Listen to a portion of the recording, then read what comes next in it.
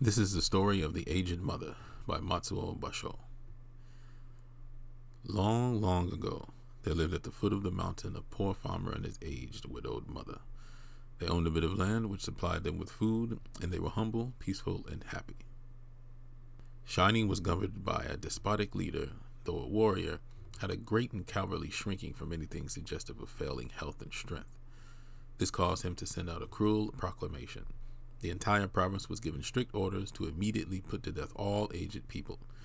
Those were barbarous days, and the custom of abandoning old people to die was not uncommon. The poor farmer loved his aged mother with tender reverence, and the order filled his heart with sorrow. But no one ever thought twice about obeying the mandate of the governor.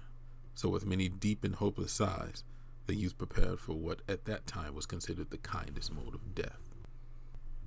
Just at sundown, when his day's work was ended, he took a quantity of unwhitened rice, which was the principal food for the poor, and he cooked, dried, and tied it in a square cloth, which he swung in a bundle around his neck, along with a gourd filled with cool, sweet water. Then he lifted his helpless old mother on his back and started on his painful journey up the mountain. The road was long and steep. The narrow road was crossed and recrossed by many paths made by the hunters and woodcutters. In some places, they were lost and confused, but he gave no heed. One path or another, it mattered not. On he went, climbing blindly upward, ever upward towards the high, bare summit of what is known as Obatsuyama, the mountain of the abandoning of the aged. The eyes of the old mother were not so dim but that they noticed the reckless hastening from one path to another, and her loving heart grew anxious. Her son did not know the mountain's many paths, and his return might be one of danger. So she stretched forth her hand, and snapping the twigs from brushes as they passed, she quietly dropped a handful every few steps of the way, so that as they climbed, the narrow path behind them was dotted at frequent intervals with tiny piles of twigs. At last the summit was reached. Weary and heartsick, the youth gently released his burden and silently prepared a place of comfort as his last duty to the loved one.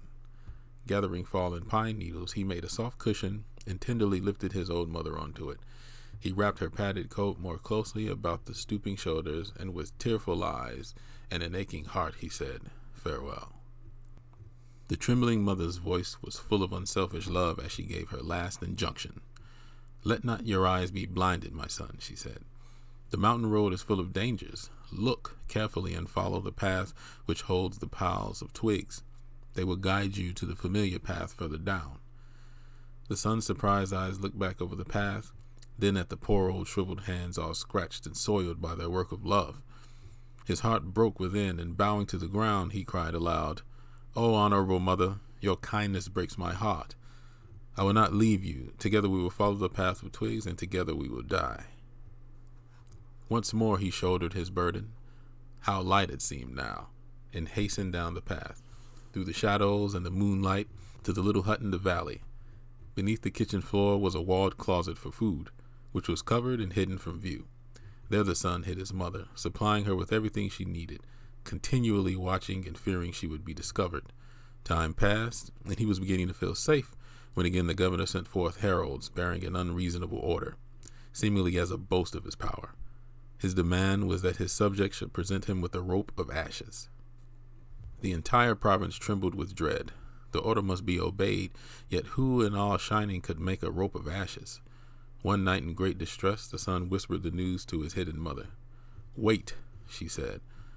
I will think.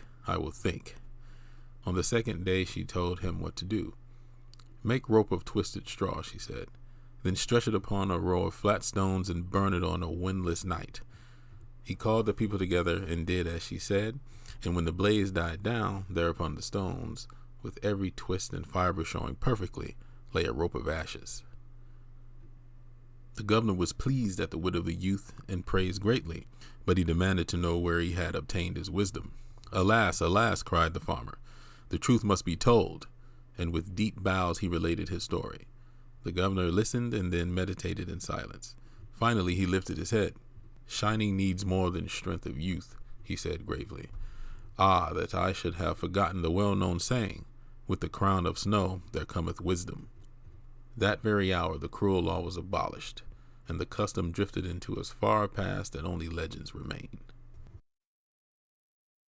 Thank you for checking out the very first chapter of Ed Time Stories. Be sure to check back in a week or two, as I'll be sharing more stories in the coming weeks.